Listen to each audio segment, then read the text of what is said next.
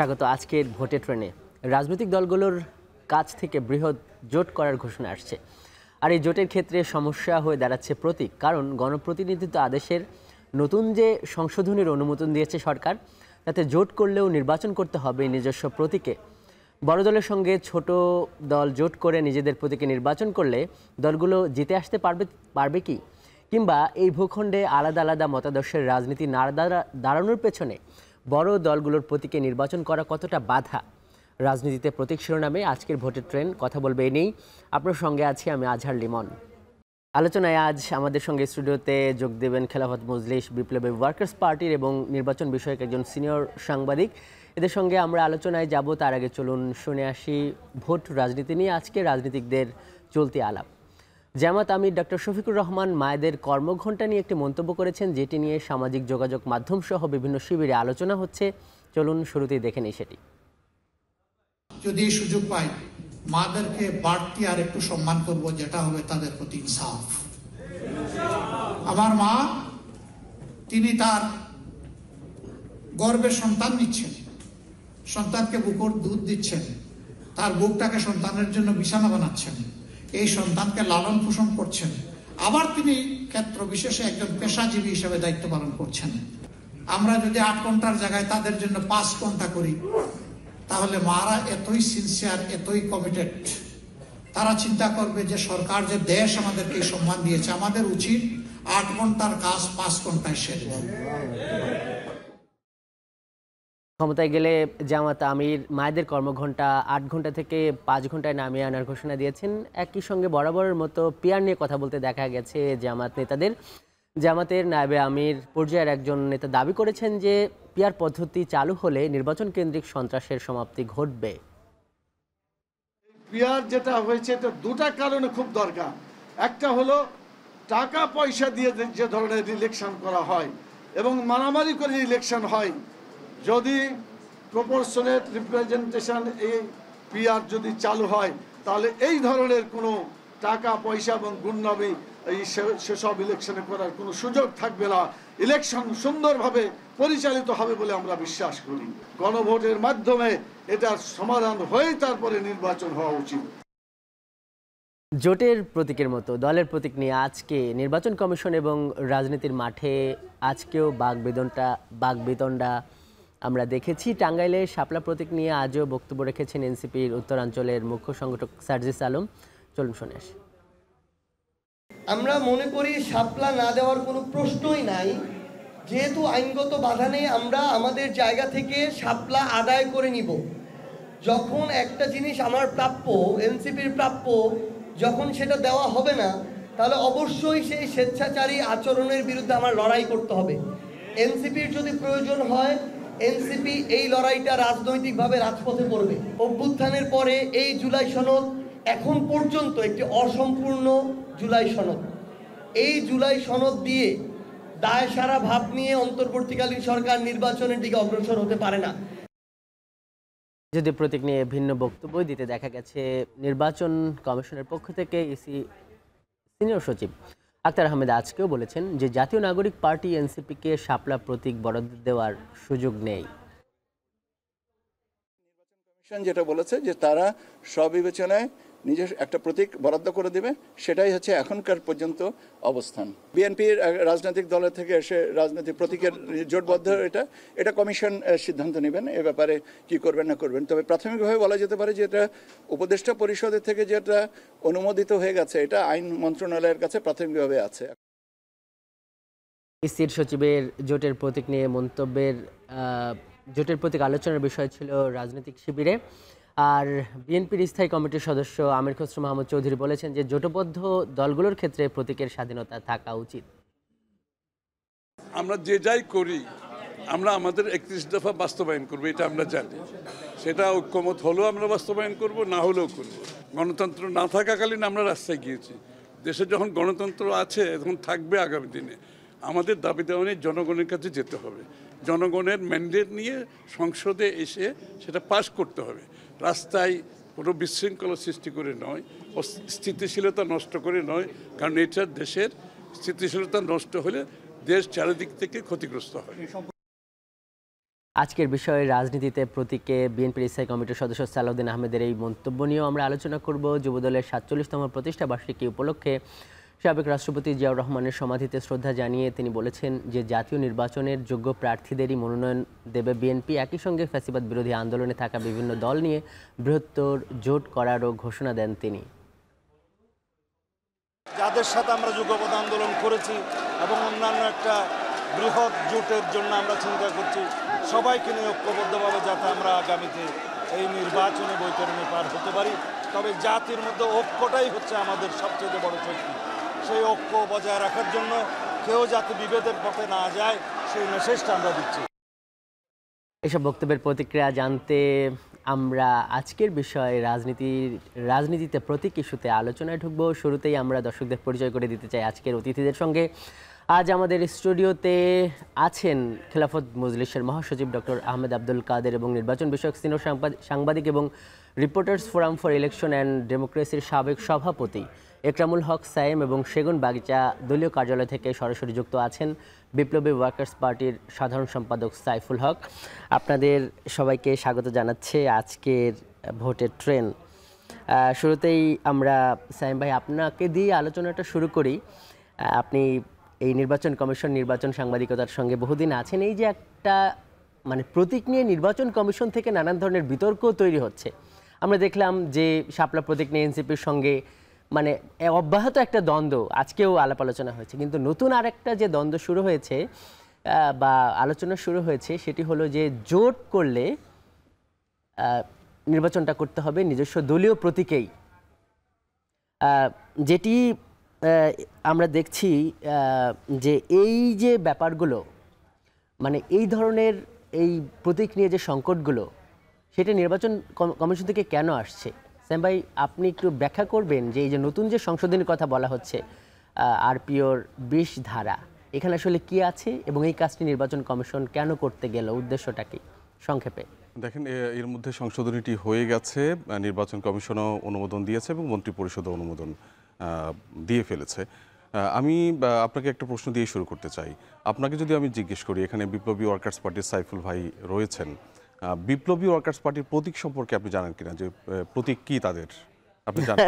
Sam ভাই, সাইফুল ভাই যেহেতু আমাদের সঙ্গে আছেন উনি এর উত্তরটা দেবেন, তবে আমি খোঁজাখুঁজি করেছি, সেখানে আমি মানে নিরানি মানে যেটা আমি গুগলে পেয়েছি, একটা পেয়েছি নিরানি আর একটা পেয়েছি কোদাল। আমরা সাইফুল ভাইয়ের কাছ থেকে এটা স্পষ্ট হবে। খোঁজাখুঁজি করতে হয়েছে আপনাকে, আপনি জানতেন না, তা এখন যে যতটুকু জেনেছেন তার মধ্যে আপনার কনফিউশন আছে।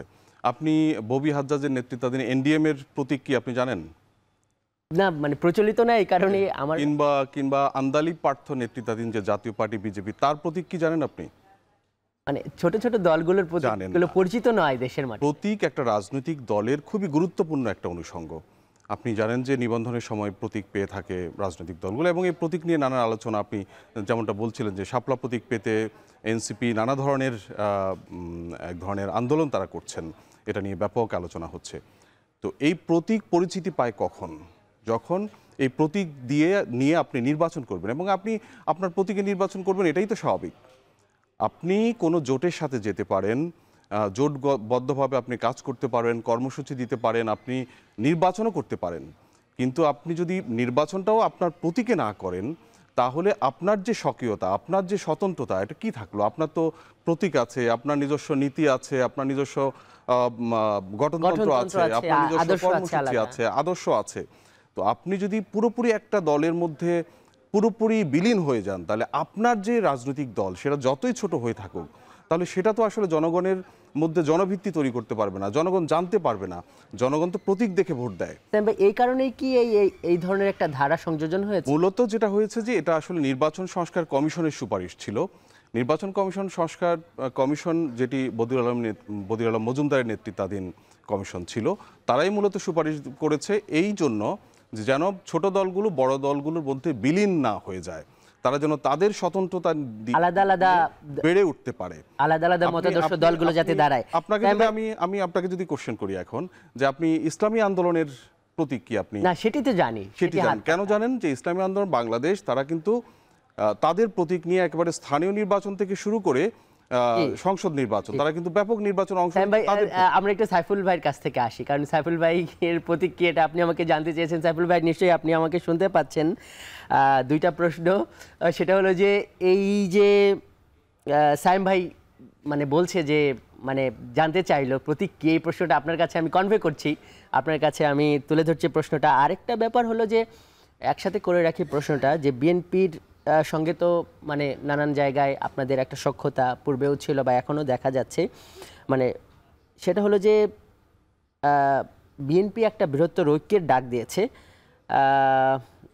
আমার প্রশ্নটা হলো যে আপনারা কি ওই বিএনপির জোটে যাচ্ছেন কিনা, আর আপনারা যদি ওইখানে যান তাহলে আপনারা আপনাদের প্রতীকে নাকি বিএনপির যে প্রতীক ধানের শীষে নির্বাচন করবেন? সাইফুল ভাই। আপনাকে অনেক ধন্যবাদ। আপনার অনুষ্ঠানের যারা আলোচক তাদেরকে আমি শুভেচ্ছা জানাই। আর এখন টিভির এই জনপ্রিয় অনুষ্ঠান ভোটের ট্রেন যারা দেখছেন দেশব্যাপী, আপনাদের জন্য সালাম এবং শুভেচ্ছা। আমরা বিপ্লবী ওয়ার্কার্স পার্টি, আমাদের দল নিবন্ধিত হয়েছে 2008 সালে। আমাদের যেটা আপনি উল্লেখ করছিলেন, ইতিমধ্যে আপনি মোটামুটি অর্ধেক পরীক্ষা আপনি পাশ করে ফেলেছেন। বিপ্লবী ওয়ার্কার্স পার্টির মার্কা কোদাল মার্কা, যে কোদাল মার্কা নিয়ে আমরা 8 সালে নির্বাচন করেছি। 18 সালে বিপ্লবী ওয়ার্কার্স পার্টির এই কোদাল মার্কা নিয়ে বিপ্লবী ওয়ার্কার্স পার্টি এবং আরও 5টি রাজনৈতিক দল, যারা অনেকেই বাম জোটের অংশীদার ছিলেন, তারা জাতীয় নির্বাচনে অংশ নিয়েছিলেন। আমরা কয়েকটি স্থানীয় সরকার নির্বাচনেও কোদাল মার্কা নিয়ে আমরা অংশ নিয়েছি। আমরা মনে করি প্রধানত যখন একটা রাজনৈতিক দল যখন নিবন্ধিত হচ্ছেন, তার মানে কি আপনি একটা ইন্ডিপেন্ডেন্ট পলিটিক্যাল আইডেন্টিটি, তাহলে আপনার একটা ডেফিনেট ইডিওলজি আছে, পলিটিক্স আছে, প্রোগ্রাম আছে, ভিশন আছে, স্বপ্ন আছে। সুতরাং আমরা মনে করি সেই জায়গাগুলো থেকে দলগুলোর যারা একটা আলাদা রাজনৈতিক দল হিসেবে যখন আপনি কাজ করছেন, নিবন্ধন নিচ্ছেন, তখন নিবন্ধনের সাথে আপনাকে একটা মার্কা দেওয়া হচ্ছে ইলেকশন কমিশন থেকে। আমরা মনে করি রাজনৈতিক দিক থেকে ইথিক্যালি, মোরালি প্রত্যেক দলের উচিত হবে নিজের মার্কা নিয়েই আর নির্বাচনটা করা। 2 হচ্ছে যে আরেকটা খুব গুরুত্বপূর্ণ, যে এই মার্কা যদি না থাকে, আমি একটু আগে আমাদের সাংবাদিক ভাই যে কথা বললেন, আরেকটা প্রশ্ন আছে। আইনগতভাবে আপনি যখন আপনি অন্য দলের মার্কা নিচ্ছেন, শুধুমাত্র সে মার্কায় বিলীন হওয়ার যেমন ঝুঁকি থাকে, একই সাথে আপনার ভোট, আপনি বিজয়ী হন অথবা আপনি পরাজিত হন, আপনার ভোটটা কিন্তু ওই দলের কিন্তু জমা হচ্ছে এবং আপনি আইনগতভাবে ওই দলের কিন্তু আপনি জনপ্রতিনিধি বা আপনি এমপি আপনি। ফলে বিপ্লবী ওয়ার্কার্স পার্টির কেউ তার কোদাল মার্কা বাদ দিয়ে যদি অন্য মার্কা নিয়ে নির্বাচন করতে যান, আমি 50,000 পাই আর 5 লক্ষ 10 লক্ষ পাই, এটা কিন্তু ওই মার্কার সাথে যুক্ত হবে। সুতরাং আমরা মনে করি সে জায়গা থেকে পলিটিক্যাল, ইথিক্যালি, মোরালি একটা ইন্ডিপেন্ডেন্ট পলিটিক্যাল আইডেন্টিটি হিসাবে নিজের মার্কা নিয়ে দলগুলোর ইলেকশন করা উচিত। আরেকটা গুরুত্বপূর্ণ প্রশ্ন আছে, তবে আপনি রাজনৈতিক দলগুলো কিন্তু মনস্তাত্ত্বিকভাবে ধরুন অসংখ্য দল কয়েকটা জনপ্রিয় মার্কা ছাড়া অধিকাংশ মার্কাগুলো অপরিচিত এবং তারা স্বস্তি বোধ করেন পরিচিত কোনো মার্কার পক্ষে ইলেকশন করবার জন্য। যেমন গতবার আমাদের মার্কা অনেকে যেভাবে কোদাল নিয়েছিলেন, এবারও আমি দেখছি বেশ কিছু দল আমাদের কোদাল মার্কা নিয়ে এবারও তারা নির্বাচন করতে চান। দেখলাম যে এ ব্যাপারে ইতিমধ্যে যারা অবশ্য অনেকেই অনিবন্ধিত দল, এবং আজকে বিকেলেও আমাদের পার্টি অফিসে এসছেন এরকম 2টো দল, আজকে আমি সন্ধ্যাবেলা আলাপ করলাম। তো কিন্তু আগামী ফেব্রুয়ারি যে জাতীয় নির্বাচন, রাজনৈতিক দলগুলো এখনও কিন্তু পুরোপুরি প্রস্তুত না। অনেকেই একটা জনপ্রিয় মার্কা নিয়ে করতে চান, তাদের জন্য যে রাজনৈতিকভাবে সময়, মনস্তাত্ত্বিকভাবে তাদেরকে প্রস্তুত হওয়ার জন্য যে সময়টা, এবার নির্বাচনের জন্য সম্ভবত সময়টা কম। তাহলে আমরা মৌলিকভাবে নিজের মার্কা নিয়ে ইলেকশন করার পক্ষে থাকলেও আগামী নির্বাচনে মনে হয় যে তারা অন্য কোনো মার্কা নিয়ে ইলেকশন করবার সুযোগটা আমার মনে হয় অবারিত থাকা দরকার। আপনি পরবর্তী ইলেকশনে আপনি এরপরে 29 বা 30 সালে যখন নির্বাচন হবে, যখন দলগুলো একটা দীর্ঘ 5 বছরের প্রস্তুতি পাবে, তখন আপনি এটাকে বলতে পারেন যে নিজস্ব মার্কা, তখন একটা বাধ্যবাধকতা। এটি কি এই যে প্রস্তুতির ঘাটতি নাকি মানে জিতে আসার সংকট, কি মনে হয়? মানে তারা তাদের মার্কায় নির্বাচন করলে জিততে পারবে না, এরকম কিছু? হ্যাঁ, ধরুন আপনি যেটা বললেন, ধরেন ধরেন যে মার্কাগুলো কিছুটা কম পরিচিতি পেয়েছে বা নির্বাচন করার সুযোগ হয়নি, এই মার্কা নিয়ে নির্বাচন করলে নির্বাচনের জেতাটা তো কিছুটা ঝুঁকিপূর্ণ থাকে, এ ব্যাপারে কোনো সন্দেহ নেই। সুতরাং কিছুটা ঝুঁকি থাকে, কিন্তু যখন আপনি এটা আলাদা দল করছেন, যখন প্রতীক নিচ্ছেন, যখন আমরা রাজপথে আন্দোলন করি, সংগ্রাম করি, তখন তো এইটুকু ঝুঁকি আমি মনে করি দলগুলোর নেওয়া উচিত। না হলে তো ইন্ডিপেন্ডেন্ট পলিটিক্যাল আইডেন্টিটি হিসাবে আপনি শর্ট রানে বা মধ্যমেয়াদে আপনি কিন্তু আপনার মার্কার কিন্তু পরিচিতির জায়গাটা কিন্তু আসবে না। সাইফুল ভাই ধন্যবাদ, আপনার কাছে আবারও আসবো। আমরা এবারে খেলাফত মজলিসের মহাসচিব ডক্টর আহমদ আব্দুল কাদের আপনার কাছে আসতে চাই। আব্দুল কাদের ভাই, আপনাকে স্বাগত ভোটের ট্রেনে। যে আলোচনাটা এখন উঠছে নির্বাচন কমিশনের এই যে সংশোধনী, মানে এই একটা সংশোধনী করার আগে এটি তো অনেকগুলো স্তর আছে, খসড়া তৈরি হয়, এর জন্য আগে যারা অংশীজন আছে তাদের মতামত নেওয়া হয়েছে এবং সবশেষ কিন্তু এটা সরকারের বা উপদেষ্টা পরিষদ এখন যেটা, সেটারও অনুমোদন হয়ে গেছে।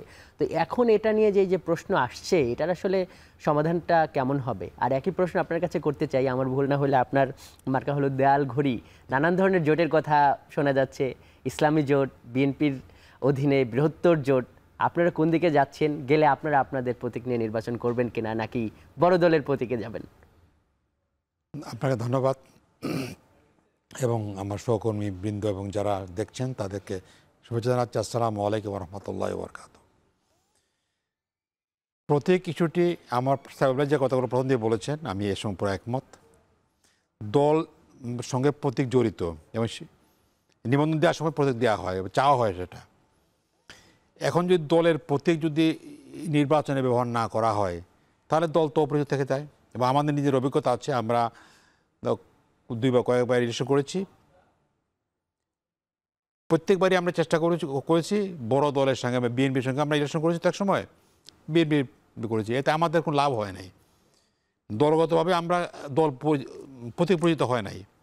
অন্যদিকে ইসলামী আন্দোলন এরা কিন্তু আলাদা থেকে নির্বাচন করেছে, এখন সবাই হাত পাকে চিনে। আর জামাত ইসলামের প্রতীক যেটা আছে, এটা তো পাকিস্তানের মধ্যে এই প্রতীক, এটা তো আগে থেকেই পরিচিত। মূলত এই প্রতীকগুলোর মধ্যে লাঙ্গল, ধানের শীষ এবং নৌকা বাদে আর লোকেরা সাধারণত চিনে দাঁড়িপাল্লা এবং হাত পাকা। এর কারণ হচ্ছে যে তারা ইলেকশনে অংশ নিয়েছে নিজস্ব প্রতীকে বরাবরই, যে কারণে প্রতীক সবাই চিনে এটা। কিন্তু বাদ বাকি দল যে কটা আছে তাদের কিন্তু এই প্রতীকে পরিচিত না। যেখানে ইলেকশন করেছে সেখানে হয়তো পরিচিত একটু, কিন্তু জেনারেলি পরিচিত না। এবং এখন আমাদের দলের বয়স বা সাইবুল ভাই দলের বয়স তো 8 থেকে শুরু করি, আমাদের রেজিস্ট্রেশন শুরু হয়েছে 8 থেকে, তো তখন আমরা রেজিস্ট্রেশন নিয়েছি এবং আমরা আমাদের দেয়াল ঘুরে আমরা নিয়েছি, ওনারা নিয়েছেন কুদাল। এখন 8 সাল থেকে 25 সাল পর্যন্ত নির্বাচন হয়তো গত বছরটা থেকে করে নাই, এর আগেরটাও কিন্তু করা হয়েছে, সেটাও বা নানা টানাপোড়া হয়েছে। এর আগে নির্বাচন মাঝখানে কেউ অংশ গ্রহণ করে নাই। কার্যত নির্বাচন শুধু 8 সালের পরে প্রথম নির্বাচন করা হয়। কিন্তু এই জন্য আমি মনে করি যদি আমরা প্রতীক নিয়ে শুরু থেকেই নির্বাচন করতাম, সংসদ ইলেকশন এবং আপনার স্থানীয় সরকার ইলেকশন, তাহলে কিন্তু আমাদের এটা সহজে পরিচিত হতে পারত। আমি মনে করি সাহেব যে প্রশ্ন তুলেছেন যে প্রস্তুতির সমস্যা আছে মানলাম আমি। প্রথমে একটা দল কিন্তু পরিচিতি লাভ করতে পারে না, দল হিসেবে আমাদের পরিচিতিটা ব্যাপক হয় সারে নেই। তার মানে আহমেদ আব্দুল কাদের ভাই, আপনি মনে করছেন যে দলীয় প্রতীকেই আমি মনে করি যাওয়া উচিত এবং আপনারা সেটা যাবেন? আমরা যাবো। কিন্তু আব্দুল কাদের ভাই, যেটি একটা যে স্বাধীনতারও তো একটা ব্যাপার আছে, মানে গণতন্ত্রের স্বাধীনতা ব্যাপারটা বারবার আসে। কেউ যদি মনে করে বড় দলের প্রতীকে করবে, মানে সেই জায়গায় একদম না, স্বাধীনতা তো অস্বীকার করছি না আমরা, তো স্বাধীনতা আইনের বাইরে তো স্বাধীনতা থাকা উচিত না।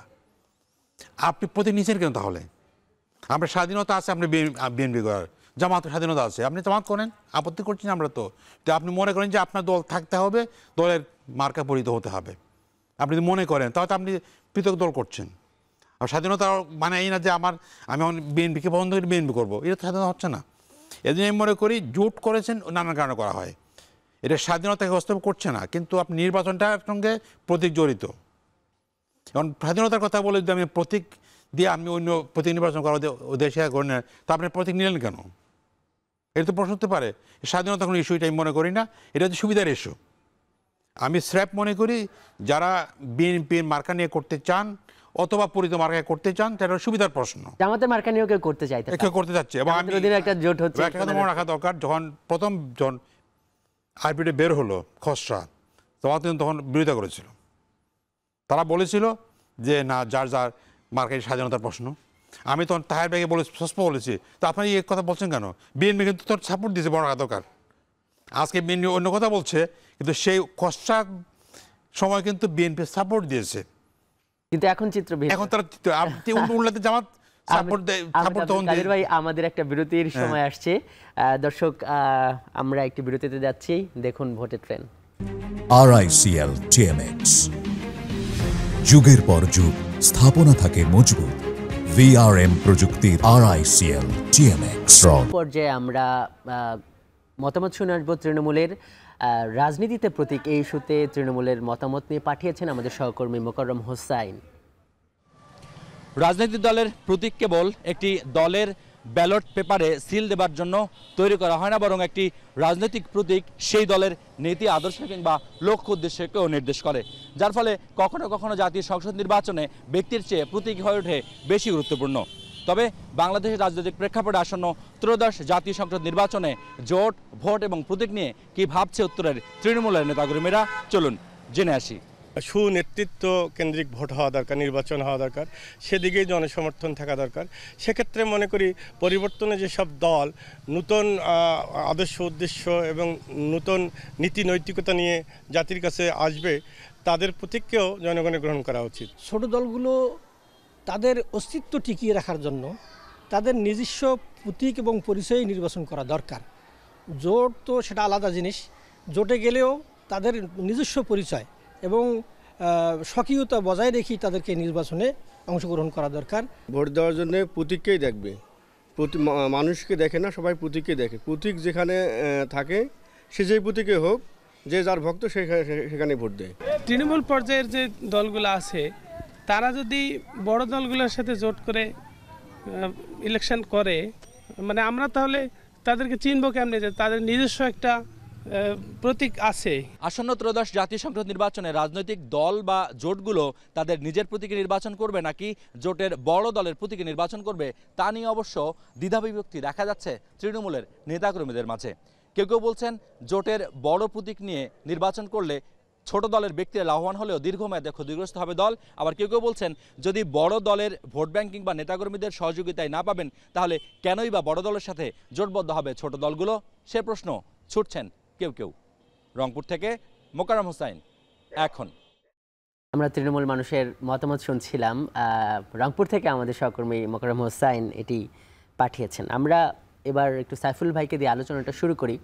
সাইফুল ভাই, এই যে তৃণমূল মানুষের প্রশ্ন, যদি প্রতীক নিয়েই যদি নির্বাচন না করে তাহলে এই মানুষেরা তারা জানতে চাইছে এই দলগুলোকে তারা চিনবে কিভাবে। আরেকজন বলছে যে অস্তিত্বের প্রশ্ন, এবং আহমেদ আব্দুল কাদের ভাই বললেন যে তাহলে তো বিএনপি বা জামাতের প্রতীক নিয়ে যদি তারা ইলেকশন করতেই চায় তাহলে তারা বিএনপি বা জামাতে যোগ দিত।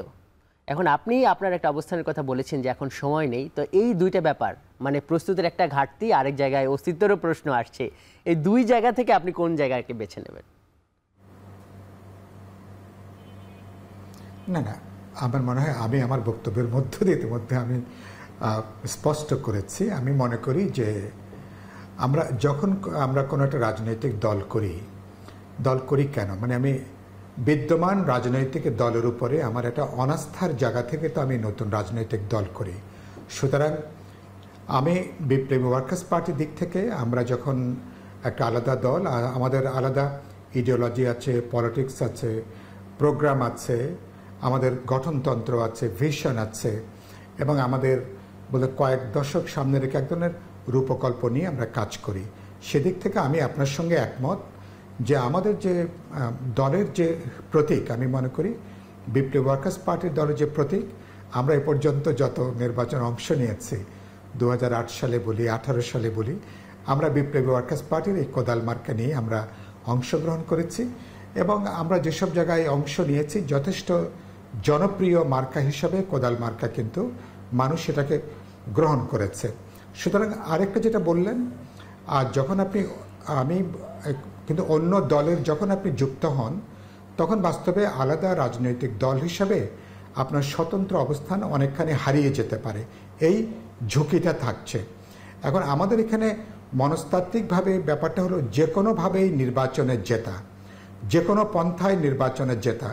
এজন্য অধিকাংশরা মানে পরিচিত মার্কা নিয়ে তারা নির্বাচন করতে চান। এই যে কোনোভাবে যে কোনো উপায়ে নির্বাচনে জেতার যে মনস্তত্ত্ব, তার যে রাজনৈতিক অবস্থান, এটাকে আসলে এর একটা মৌলিক গুণগত পরিবর্তন দরকার। আমি যখন দল করি ডেফিনেটলি আমার দেশের মানুষের কাছে ডেলিভার করবার মতন আমার প্রোগ্রাম আছে, কর্মসূচি আছে, আমার বক্তব্য আছে। সুতরাং আমি যখন আলাদা দল, তার মানে হচ্ছে যে আমার অন্য দলগুলোর বাইরেও আমার অনেকগুলো স্বতন্ত্র বক্তব্য, রাজনৈতিক কর্মসূচি আছে। সেদিক থেকে আমার অবস্থান অবশ্যই দলের নিজস্ব প্রতীকে ইলেকশন করা। আমি যেটা বললাম যে এখন আগামী ফেব্রুয়ারির ক্ষেত্রে যেটা বলেছি, যেহেতু দলগুলোর জন্য আপনি সময়টা কম দিচ্ছেন, ওই জন্য সম্ভবত ফেব্রুয়ারিতে ওই অপশানটাও থাকাটা ভালো। কারণ অধিকাংশ দল এখনো পর্যন্ত ইন্ডিপেন্ডেন্টলি প্রতীকে ইলেকশন করতে, আমি বিপ্লবী ওয়ার্কার্স পার্টির কথা বলছি না, আমি অন্য অনেকগুলো দলের কথা বলছি। বিপ্লবী ওয়ার্কার্স পার্টি কি নিজের প্রতীকে করবে সাইফুল ভাই? হ্যাঁ হ্যাঁ, অবশ্যই অবশ্যই, এটা তো আমরা বারবার বলে আসছি। বিপ্লবী ওয়ার্কার্স পার্টি, আমরা বললাম তো, আমরা আমাদের নিজস্ব যে প্রতীক, আমাদের যে কোদাল প্রতীক, সেই কোদাল প্রতীকে আমরা আগামী জাতীয় নির্বাচনে আমরা অংশগ্রহণ করব। শুধু আগামী নির্বাচন না, আগামী সমস্ত নির্বাচনে। আপনি বলছেন যে খুব কম সময় নতুন নিবন্ধন পেয়েছে, নতুন প্রতীক পেয়েছে, এরকম দলের সংখ্যা তো বেশি নয়, বরং নিবন্ধিত অনেক পুরনো দলও এখন নতুন করে মানে তারা আবার এটার বিরোধিতা করছে। মানে এটা কি নৈতিক হচ্ছে? না না না না না, এর একটা কারণ হচ্ছে কি, গত 3টা জাতীয় নির্বাচন তো আসলে হয়নি, এটা চূড়ান্ত তামাশায় পর্যবেসিত হয়েছিল।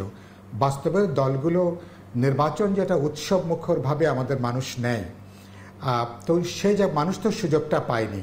ফলে আপনি এবারই এরকম একটা হার্ড অ্যান্ড ফাস্ট সিদ্ধান্তের জায়গাটা যাওয়াটা হয়তো সমীচীন হবে না। আর আমি খুব আপত্তি করছি, ইলেকশন কমিশন এত বড় সিদ্ধান্ত গ্রহণ করছেন, দলগুলোর সঙ্গে তারা কোনো আলোচনার প্রয়োজন বোধ করেননি। তাদের উচিত ছিল প্রধান স্টেক হোল্ডার হিসেবে আগে দলগুলোর সঙ্গে আলোচনা করা। জি সাইফুল ভাই, আমরা এই প্রশ্নটা আহমেদ আব্দুল কাদের ভাই আপনার কাছে নিয়ে যেতে চাই। যেই ব্যাপারটা সাইফুল ভাই বললেন যে এখনই এই ধরনের একটা কঠিন সিদ্ধান্তে যাওয়াটা ইলেকশন কমিশনের উচিত হয়নি, এবং আরেকটা অভিযোগ তুললেন যে এত বড় একটা ডিসিশন ইলেকশন কমিশনের আলোচনা ছাড়া কি করে নিলেন? আমার মনে হয় যে সাইফুল ভাই জানে, সবাই জানে, আমরা নির্বাচন কমিশন বেশ কয়েক মাস আগেই তার প্রিয় খসড়া ঘোষণা করেছে, মতামত তারা দিয়েছে অনেকেই, এবং আমার জানার মতে বিএনপি প্রথম পুরো সাপোর্ট দিয়েছে, দ্বিতীয়ত হচ্ছে জামাত একটু বিরোধিতা করেছে, কিছু কিছু এই পয়েন্টে বিরোধিতা করেছে, পরে তারা সাপোর্ট দিয়েছে, এখন তারা কিন্তু বিরোধিতা করছে না। কেমন এই জন্যই এই যে কথাটা উনি বললেন যে ডাকার দরকারটা কি, তার ওয়েবসাইটে ঘোষণা করে দিয়েছে এবং অ্যানাউন্স করেছে, পত্রিকায় আসছে, আমরা সবাই জেনেছি, কিন্তু তখন তো আর কেউ গায়ে লাগা নেই, আমি যা বুঝতে গায়ে লাগা নেই। কেমন কিন্তু আব্দুল কাদের ভাই উনি যে কথাটা আরো বললেন যে গেল ইলেকশনগুলো তো সেটা ঠিক আছে, প্রশ্নবিদ্ধ ইলেকশন হয়েছে। আমি বলি গেল ইলেকশন প্রশ্নবিদ্ধ হয়েছে, এটা তো প্রত্যেকের কারণে প্রশ্নবিদ্ধ হয় নাই। প্রশ্নবিদ্ধ আপনি প্রতীক, এখন তারা নির্বাচন করবেন, এনসিপি সাপলা নিয়ে বেশ চাপ সৃষ্টি করছে, তারা তো অন্য মার্কা তারা বলছে না। তো এই জন্য আমি মনে করি এটা হচ্ছে দলের সমস্যা। আমি ব্যক্তিগত মনে করি দলগুলো যদি তৃণমূলে কাজ করতে শুরু করে তখন তারা পরিচিত করাতে পারবে। এটা কি মানে কোন ধরনের দলের সমস্যা? মানে আমরা তো দেখছি যে বিএনপি এটা নিয়ে বেশি না, বিএনপি এটা আমি মনে করি বিএনপি যা বলছে ও তো যে তাদের সঙ্গে অনেকে থাকতে যাচ্ছে, তারা বলছে আমার তো তারা লাভ হবে না, আপনারা মার্কা আমাদের ব্যবস্থা করে দেন। মানে বিএনপি কি তাহলে ওই ছোট ছোট দলগুলোর কথা এইটাই তারা চিন্তা করছে, আর কিছু করে। তারা কিন্তু ইন প্রিন্সিপাল এটা কিন্তু তারা একমত, প্রথম দিকে একমত ছিল, এখন তারা শিফট করছে। কারণ একটাই, মানে এখানে মেনন সাহেব পাশ করেছেন, আপনি জানেন, হাসিনা তাকে পাশ করিয়েছে।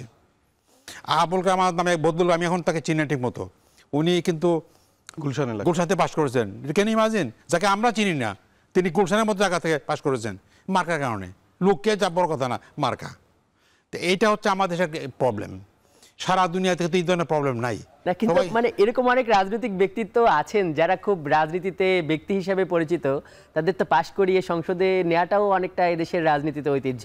সেটা এই ধরনের ঐতিহ্য দল আলাদা হবে কেন তাহলে? তাকে আপনি বলতে নমিনেশন দিয়ে দেন। আমার বক্তব্য হচ্ছে যদি কাউকে নেওয়া জরুরি মনে করেন তাহলে দলতে নমিনেশন দিয়ে দেন তাকে, তার সে দল হোল্ড করে। বক্তৃতা করার সময় দলে এমন কথাবার্তা বলে যে দলের মার্কানি দাঁড়াতে চান তিনি, তার দলের বিরুদ্ধে অনেক কথা সে বলে, পরিচিত কথা বলে। আবার তার আবার সময় কিন্তু এই দলের মার্কানিতে চাচ্ছে। জি আহমেদ আব্দুল কাদের ভাই, আমরা একটু সায়েম ভাইয়ের কাছে যাই। সায়েম ভাই, নির্বাচন কমিশন কি মানে এখন একটা পরীক্ষার মধ্যে পড়ে গেল? বিশেষ করে এই যে উপদেষ্টা পরিষদ, তারা অনুমোদন দেয়া মানে কিন্তু সরকারের অনুমোদন, এখন রাষ্ট্রপতি সেটাকে গ্যাজেট জারি করবে।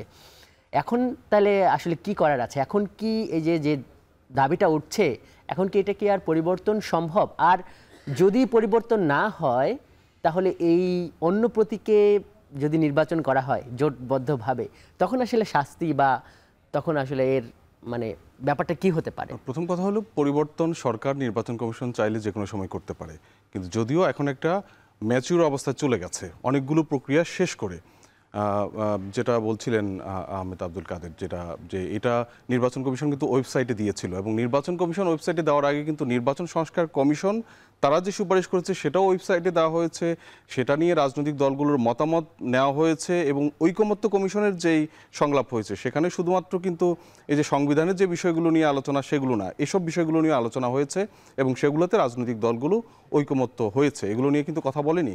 এখন যখন আপনি অনুমোদন হয়ে গেছে তখন এই প্রশ্নটা কেন আসছে? আমি দুটা এখানে মৌলিক বিষয় আছে।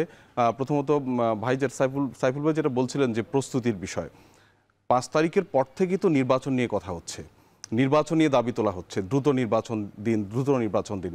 তো আপনারা রাজনৈতিক দলগুলো দ্রুত নির্বাচন চাইবেন আর আপনারা নিজেরা প্রস্তুতি নেবেন না, আপনারা বলবেন যে সময় কম, এটা কি খুব যৌক্তিক বিষয় হলো? আপনারা তাহলে মানে কি করেছেন এতদিন? এটা একটা বিষয়। আরেকটা বিষয় দেখেন, আপনি যদি এখন মনে করেন যে দলগুলো ভোটের মাঠে আসলে প্রধান প্রতিপক্ষ এখন কে, আপনি হিসাব করে যদি বলেন যে এখন বিএনপি এবং জামাত হচ্ছে প্রধান প্রতিপক্ষ, এখন বিএনপি যদি তার একটা জোট, তার যে দলগুলো আছে সেগুলো নিয়ে একটা জোট করে, জামাত যদি তার সমমনা দলগুলো নিয়ে একটা জোট করে, সবাই যদি জোটের একটা প্রতীকেই নির্বাচন করে, বিএনপি এবং জামাতের প্রতীকে, যদিও সাইফুল ভাই বলছেন যে তাদের নিজস্ব প্রতীক থাকবে, যদি দলীয় প্রতীকেই একটা নির্দিষ্ট প্রতীকেই করেন, জোটের প্রধান দল যে তার প্রতীকেই করেন, তাহলে তো ব্যালটে দাঁড়িপাল্লা দানিশিস ছাড়া আর কোনো প্রতীক থাকবে না। তাহলে এটা যে আরেকটা প্রশ্ন আসছে, বিএনপি যখন এটিকে আবার সংশোধন করার জন্য যখন বলছে, তখন অন্যান্য দলগুলোর মতামত, যেমন আমরা ডক্টর আহমেদ আব্দুল কাদের ভাইয়ের মতামত, মানে যে যার প্রতীকে নির্বাচন করতে হবে, সেও একজন অংশীজন, মানে তার মতামতটা কি নির্বাচন কমিশনের আবার নেয়ার দরকার হবে না? না, নির্বাচন কমিশন আসলে মতামত, নির্বাচন কমিশন তো রাজনৈতিক দলগুলোর সাথে আনুষ্ঠানিক কোনো সংলাপ এখনো পর্যন্ত করেনি, যেহেতু ঐকমত্য কমিশনের সাথে সংলাপ চলছে, শেষ হয়েছে, যদিও ঐকমত্য কমিশনের এখনো কিছু কাজ হয়তো বাকি আছে, সংলাপ শেষ হয়ে গেছে। ঐকমত্য কমিশনের সাথে সংলাপ চলমান থাকায় নির্বাচন কমিশন রাজনৈতিক দলগুলোর সাথে কোনো সংলাপ করেনি, কারণ যে সুপারিশগুলো নির্বাচন কমিশনে গেছে সেগুলো কিন্তু ঐকমত্য হয়ে গেছে, তাহলে তার আর আলাদা করে সংলাপের প্রয়োজন হয় নাই, যদিও তারপরে সে মতামত চেয়েছে, এই মতামত দেওয়ার সুযোগ ছিল।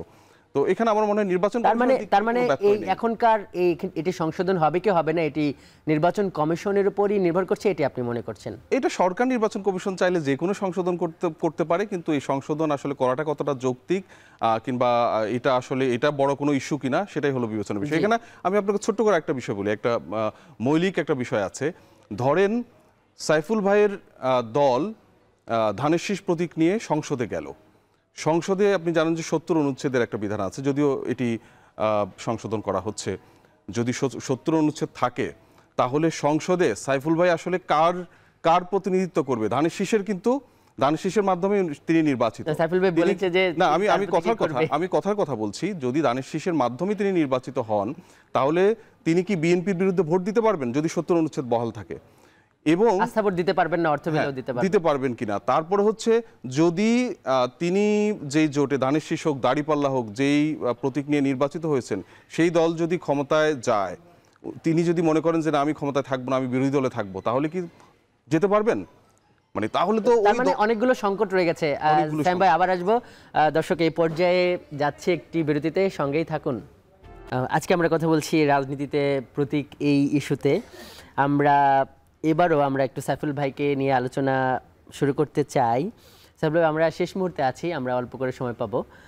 যেটা এখন আসছে যে এটা স্পষ্ট, মানে এখানে আজকে আমাদের অতিথির সবাই মানে এই মর্মে এক যে মানে প্রতীকে আদর্শ বহন করে, প্রতীকে একটা আদর্শ বহন করে, কাজেই প্রতীকেই থাকা উচিত নির্বাচনে। কিন্তু এখন যে সংকটটা যে তৈরি হচ্ছে নতুন করে, মানে এই জায়গাতে দেখা গেল যে যেটি আহমেদ আব্দুল কাদের ভাই বলছেন যে আগে বিএনপি একটা স্ট্যান্ড ছিল, আবার এখন আরেকটা স্ট্যান্ড। এখান থেকে আসলে মানে এক্সিট পয়েন্টটা কি হবে, মানে এখান থেকে এর সমাধানটা আসলে কিভাবে হতে পারে? না, আমি মনে করি যে প্রথমত নির্বাচন কমিশনের দিক থেকে তারা ওয়েবসাইটে তাদের সুপারিশ দিলেও তাদের উচিত ছিল নির্বাচনের প্রধান যে অংশীজন স্টেক হোল্ডার রাজনৈতিক দলগুলো, তাদের সঙ্গে নির্বাচন কমিশনের অধিকাংশের কোনো পরিচয় পর্যন্ত হয়নি। এটা আমরা গত 22শে এপ্রিল নির্বাচন কমিশনের সাথে বিপ্লবী ওয়ার্কার্স পার্টির আমাদের দীর্ঘ বৈঠক হয়েছিল। সে বৈঠকে আমরা বলেছি যে আপনাদের উচিত হবে দ্রুত রাজনৈতিক দলগুলোর সাথে আরপিও সহ নির্বাচনের বিভিন্ন প্রশ্নে আলোচনা করা।